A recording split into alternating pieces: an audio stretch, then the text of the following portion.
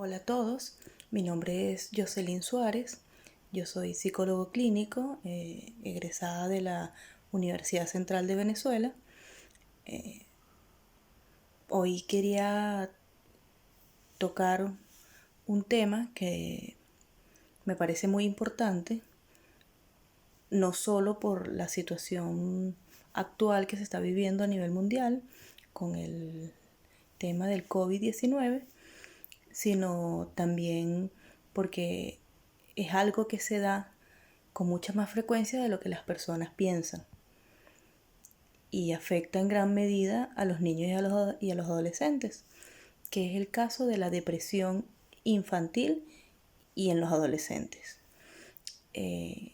Para mí es un tema muy importante, uno porque desde hace mucho tiempo atrás se pensaba que la depresión solo existía en los adultos. Y después, con las investigaciones y el pasar de los años, fue que se pudo ir comprobando que los niños también se deprimen. Y en los niños y en los adolescentes, la depresión es bastante delicada. Ellos sufren mucho, les afecta, y para mí lo más importante de eso es que ellos mismos no logran identificar muchas veces qué es lo que tienen o qué es lo que sienten. Por eso me parece un tema muy importante, que a lo largo de la pequeña charla que les quiero dar, podemos ir asociando algunas cosas con lo que está pasando en la actualidad. Una de las cosas con la que quisiera comenzar esto es dando una definición breve de lo que es la depresión. Y la depresión no es más que un trastorno mental en el cual las principales características son una tristeza profunda, una pérdida de interés total por actividades que antes te parecían gratificantes. Se da también pérdida del apetito, dificultades para dormir. Son situaciones que se van dando al pasar de los días. Como vamos a ir viendo, nos vamos a dar cuenta de que la depresión va generando consecuencias importantes, que si ustedes van escuchando van a poder notar que en muchos casos pudieran sentir que identifican a sus hijos en eso, porque son situaciones muy cotidianas. La idea de esto no es que nosotros como padres empecemos a diagnosticar a nuestros hijos o a ponerles etiquetas.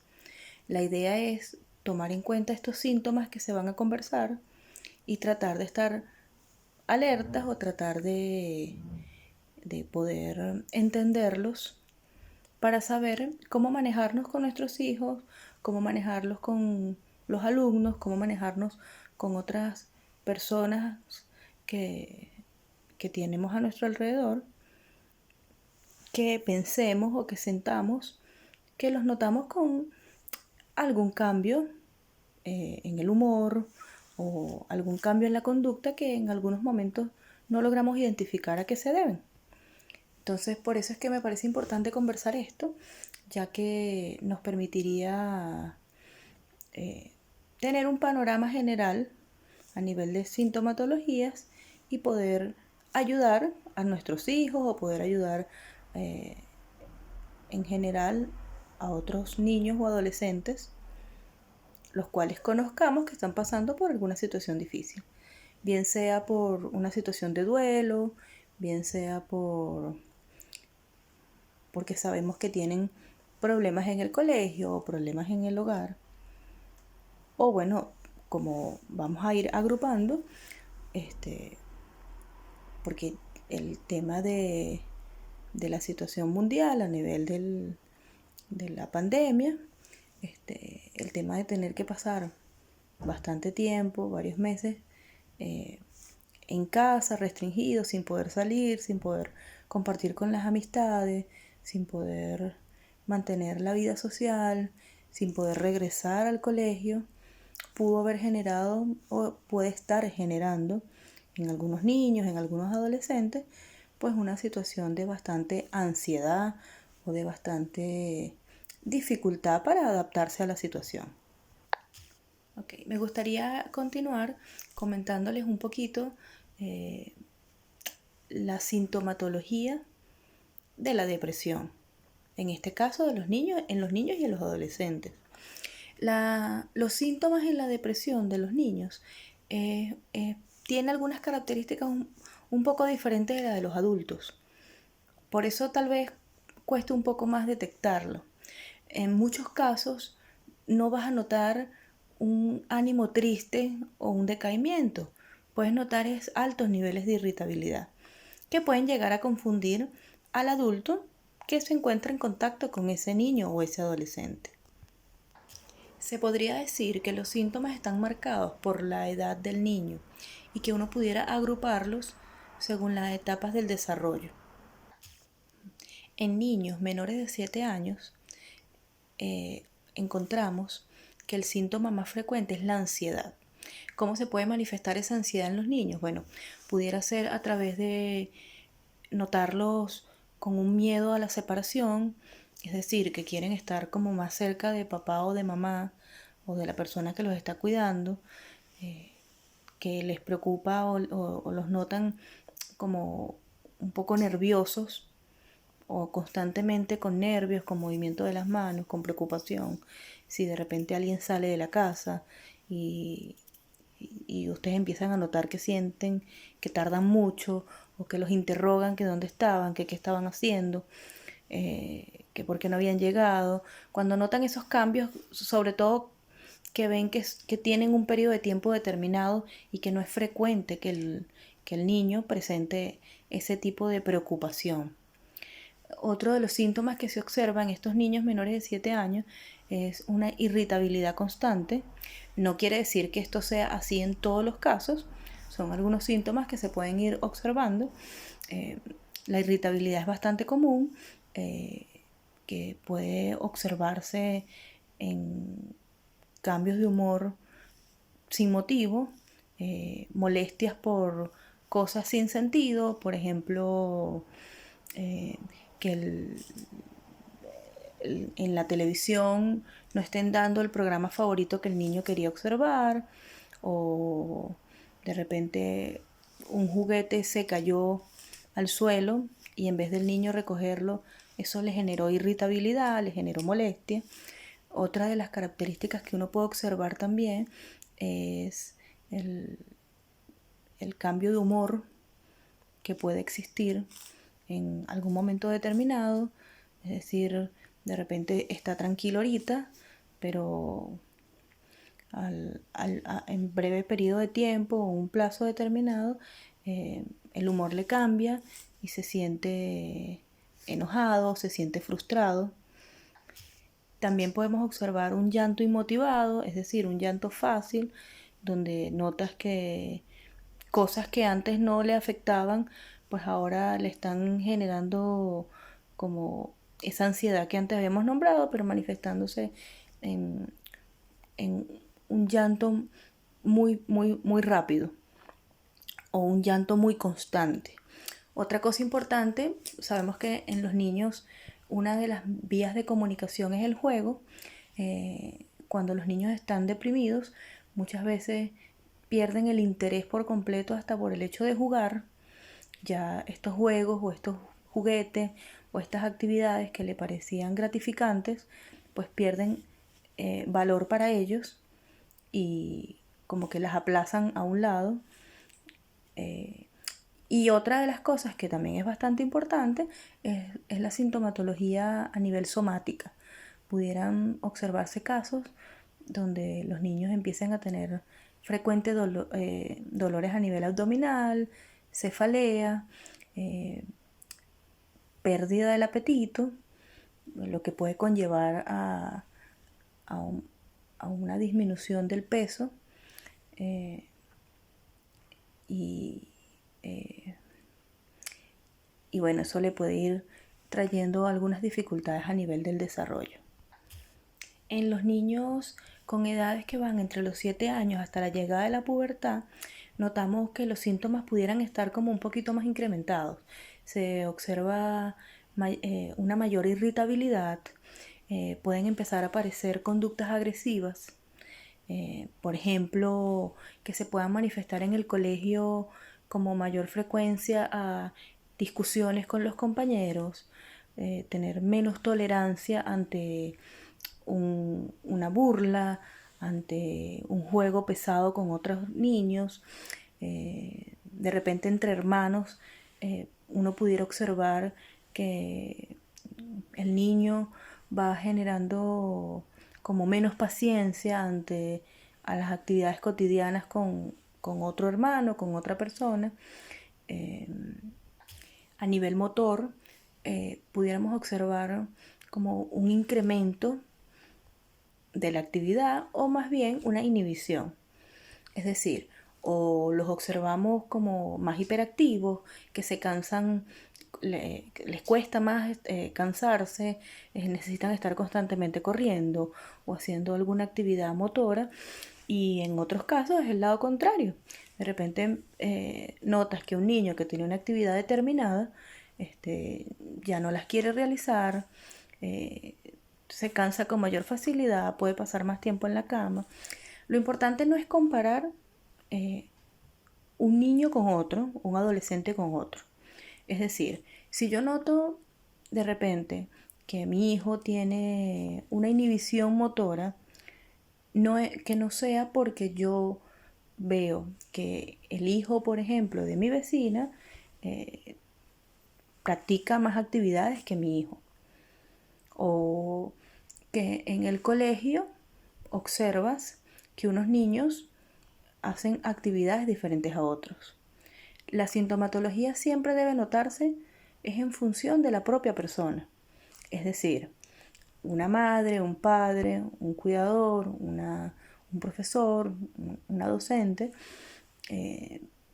observan a un niño en particular por unas razones determinadas y se dan cuenta que ese niño o ese adolescente empieza a generar cambios de su propia conducta. Es decir, siempre era un niño alegre, una niña alegre, o una persona que compartía con los amigos, que le gustaba jugar, que sale con frecuencia al recreo y corre y brinca y comparte con sus amigos, o en el hogar son niños o niñas que les gusta usar sus juguetes, que les gusta jugar con los vecinos o que les gusta jugar con los hermanos, y de repente pasan unos días, pasan unas situaciones o pasan un tiempo determinado y empiezas a notar cambios en esa persona. Empiezas a ver que ese niño que corría con frecuencia, pues ya no tiene tantas ganas de correr. Empiezas a notar que ese niño que siempre se paraba con bastante alegría o que estaba bastante tranquilo, ahora todo lo irrita, ahora todo le molesta, ahora nada lo alegra como lo alegraba antes y nada le satisfacía. Para mí es súper importante tener presente de que el punto no es etiquetar, el punto no es sumar síntomas, sino simplemente sentir como una alerta o prevenir situaciones. Es decir, si yo empiezo a notar cambios en un niño en particular, sea un niño que como cuidador tengo, sea un niño que como docente atiendo o como mamá, tratar de entender a qué se deben esos cambios y tener presente posibles opciones de lo que pudiera pasar dentro del cuerpo, dentro de la mente de ese niño. Como les seguía comentando, en este grupo de niños entre 7 años y la pubertad, una de las cosas que empiezan a aparecer y que hay que estar muy pendiente es el tema de las ideaciones suicidas.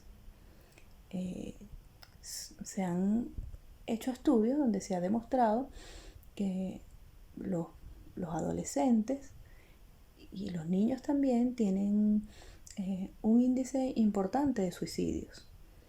No con esto se quiere decir, ojo, es muy importante, que todas las personas, todos los niños o todos los adolescentes que se depriman pueden llegar a esa situación. sino que es importante saber que eso pudiese en algún momento pasar. Sin embargo, eso pasa o llegase a pasar principalmente en casos donde los problemas que generaron esa depresión son muy importantes y el niño o el adolescente no cuenta con un grupo de apoyo, que es una de las cosas que yo quisiera comentar un poquito más adelante. El último grupo que les quería comentar a nivel de sintomatología es el grupo de los adolescentes. Aquí la irritabilidad se tiende a notar mucho más. Las conductas empiezan a ser conductas negativas, entre las cuales pudiese haber consumo de alcohol o consumo de otras sustancias. De repente un impulso o un deseo de querer robar, de querer discutir o pelear con otras personas. Otra de las cosas que también se observan en los adolescentes es que en muchos casos pudiese haber más bien una inhibición social, un retraimiento. Ya de repente el querer ir a compartir con los amigos, el querer hacer otro tipo de actividades, pues ya no las quieren hacer, prefieren estar encerrados, prefieren estar aislados de los demás. Muchas veces eso se debe a que por dentro lo que sienten es una baja autoestima o el ánimo es tan triste, tan decaído, que prefieren como centrarse en ellos mismos. Lo que prefieren es estar solos. Algunos tal vez lo pudieran ver, de hecho en muchos de los casos que he podido atender o escuchar, en algunos casos porque sienten que no quieren como molestar a otros, o que sienten que no cuentan con nadie que realmente los quiera escuchar. Yo creo que la edad de la adolescencia principalmente es una edad complicada no solo por los cambios hormonales, sino porque empiezan a haber cambios en las emociones, empiezan a sentir cosas que no sentían y en muchos de ellos no entienden por qué las sienten. De repente cosas tan sencillas como el hecho de que te empiece a gustar un chico o te empiece a gustar una chica, y que de repente seas una persona con baja autoestima y no sepas cómo acercarte a la persona, cómo decirle que te gusta, o que siempre hayas sido una persona insegura y que te encuentres en la etapa de la adolescencia, te encuentres de repente en un bachillerato y te sientas solo porque no sabes cómo acercarte a conversar con algunos niños, con algunos jóvenes, acercarte a hacer un grupo de amigos. Ese simple ejemplo o esa situación que es cotidiana para todas las personas, el hecho de intentar tener una pareja, el hecho de intentar hacer amigos, pudiera en muchos casos conllevar una depresión. ¿Por qué? Bueno, porque de repente son personas que, como ya les comenté, al tener una baja autoestima, al tener inseguridad, al no tener a alguien con quien desahogarse, con quien hablar, con los cuales poder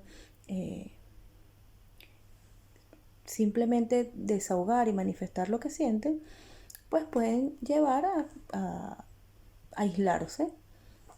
O el otro polo, que son las conductas negativas que ya he comentado. Algo que me parece importante también comentarles es el tema de las causas de la depresión. La depresión tiene múltiples causas y uno las pudiera indicar como causas a nivel biopsicosocial. ¿Por qué? Bueno, porque son muchos los factores que pudieran afectar a que un niño, un adolescente, una persona en general sienta o empiece a sufrir de un trastorno depresivo. Por ejemplo, si nos vamos a las causas a nivel social, pudiera ser problemas, por ejemplo, en el ámbito escolar, con rivalidad con algún compañero, sentir que Por ejemplo, en el caso de los niños, no tienes amiguitos con los cuales jugar, o en el caso de los adolescentes, sentir que no eres aceptado en un grupo determinado, o que no logras, sientes que no logras encajar en ese grupo. De repente, también otros casos puede ser sentir que un docente, que un profesor en particular, te tiene idea o no te apoya en tus actividades, o sientes una gran presión a nivel académico de parte del docente, o, o porque sientes que las asignaciones son mucho más difíciles de lo que tú esperas, porque de repente has pensado que a pesar del esfuerzo que haces, pues no logras llegar al rendimiento que tú esperas. Ese tipo de conductas, ese tipo de características, ese tipo de condiciones, en algunas personas, en algunos casos, pudiera llevar a un trastorno depresivo. Otra de las cosas a nivel social que pudieran generar este tipo de situaciones pudieran ser en el ámbito familiar. Por ejemplo, niños que observan frecuentemente discusiones entre los padres o entre los cuidadores, niños que de repente han sufrido de algún tipo de duelo, bien sea porque ha muerto algún familiar cercano o porque de repente existe un abandono por parte del padre o de la madre, o alguna separación, como en el caso de las migraciones, donde de repente uno de los miembros de la familia se tiene que separar y ya la frecuencia que tiene de contacto con su hijo o su hija pues no es la misma. Y estos niños pudieran comenzar a sentir que bueno, que ya el papá o la mamá no los quiere, que ya no quieren mantener contacto con ellos.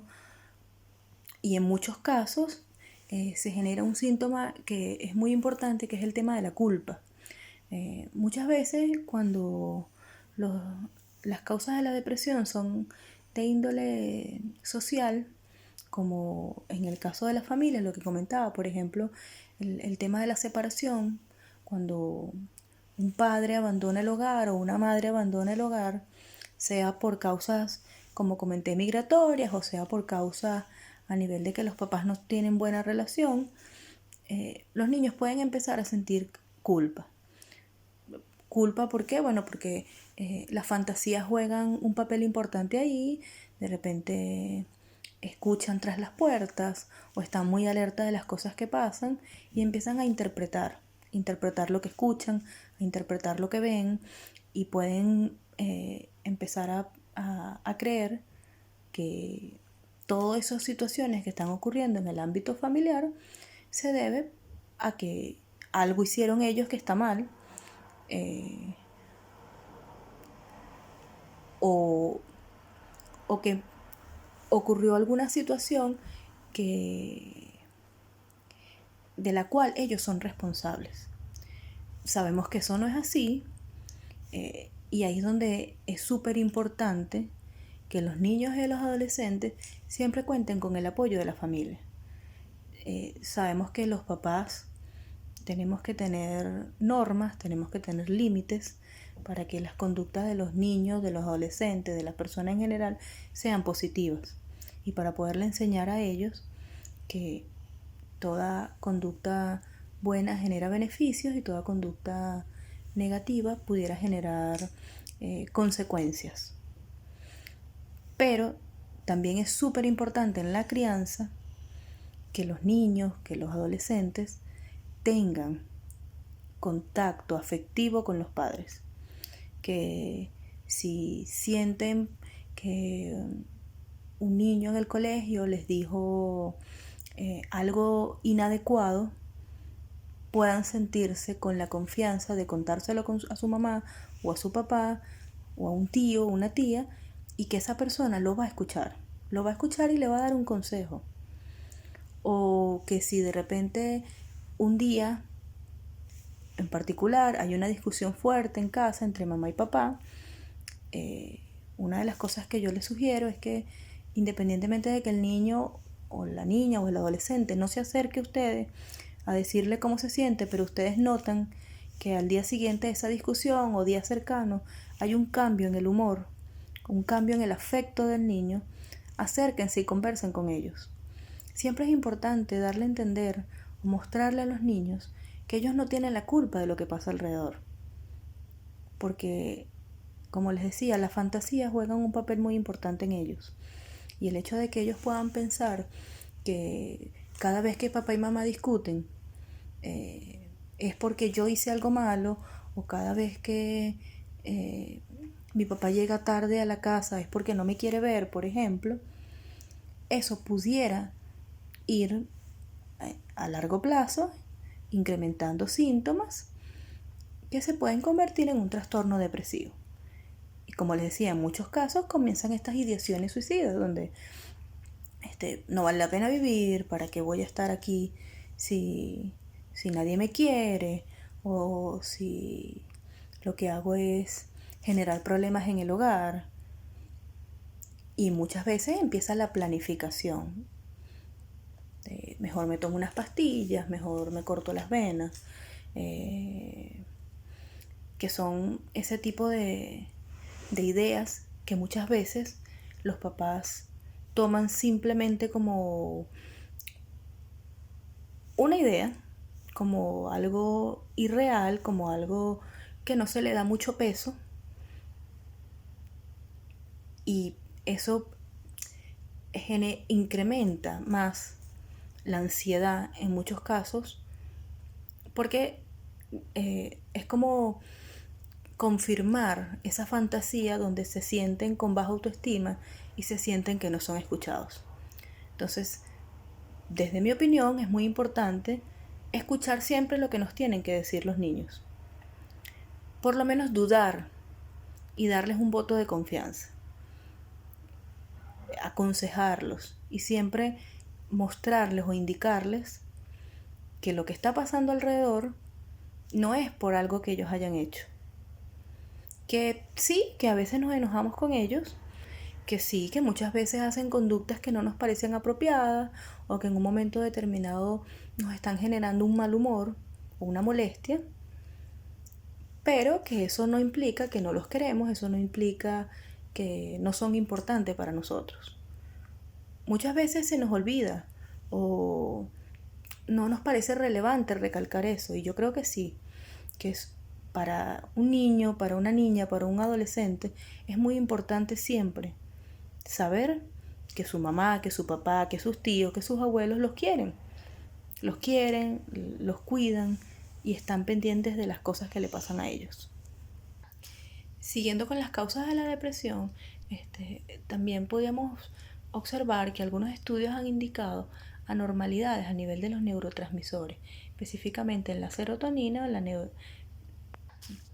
norepinefrina y el cortisol. Y bueno, y a nivel psicológico, las otras causas que también se observan es principalmente la baja autoestima y el hecho de ser personas con niveles de ansiedad importantes. El simple hecho de ser niños o jóvenes inseguros y con baja autoestima, que no tengan un entorno de apoyo, pudiera ir generando a largo plazo, junto a otras características, pues la llegada de un trastorno a nivel depresivo. Por último, me gustaría recalcar o informar que la depresión es un trastorno a nivel clínico. Su diagnóstico es clínico. Por eso es importante que cuando ustedes sientan u observen que algún niño o algún joven tiene algún cambio en estas conductas que les he comentado, no duden en acudir a algún profesional, como puede ser el caso de un psicólogo o el caso de un psiquiatra, el cual a través de una entrevista exhaustiva, tanto a los padres o cuidadores como a los niños, y en muchos casos con entrevistas encuestas que se envían a los colegios para también escuchar la opinión de los maestros, se puede llegar a un diagnóstico a nivel de la depresión.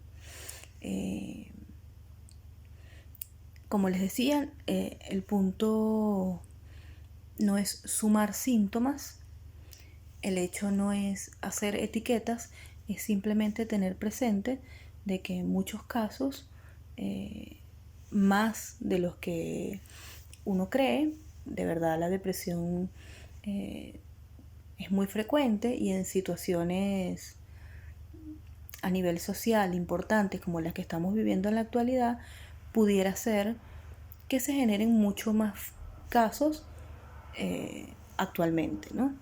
Entonces la idea es que si observamos que nuestros hijos o que de repente nuestros alumnos están pasando por una situación de tristeza principalmente, o una situación de irritabilidad importante por estas conductas agresivas que he comentado o estos cambios de humor, pues pedir ayuda, pedir la opinión de algún especialista que nos permita aclarar el panorama. Sobre todo porque la depresión es bastante fuerte a nivel emocional para las personas, y necesitan este apoyo de la familia, de los amigos, para poder mejorar la situación. Entonces, si conocemos el diagnóstico, pues podemos tratarlo y podemos dar un mejor apoyo a nuestros seres queridos, ¿no? Es importante también tener presente que normalmente los síntomas, o por lo menos a nivel de un diagnóstico formal, hablando del DSM-4 o el DSM-5, o de los criterios diagnósticos del CIE-10, para que la depresión pueda ser tratada o manifestada como un trastorno.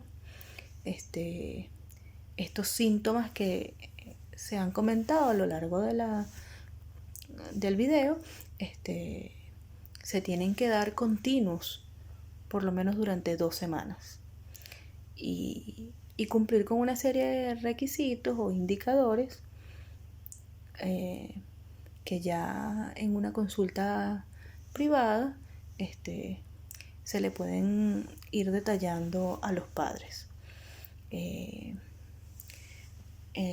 Muchas veces el tratamiento es a nivel de psicofármacos, en otras ocasiones es la parte de la psicoterapia.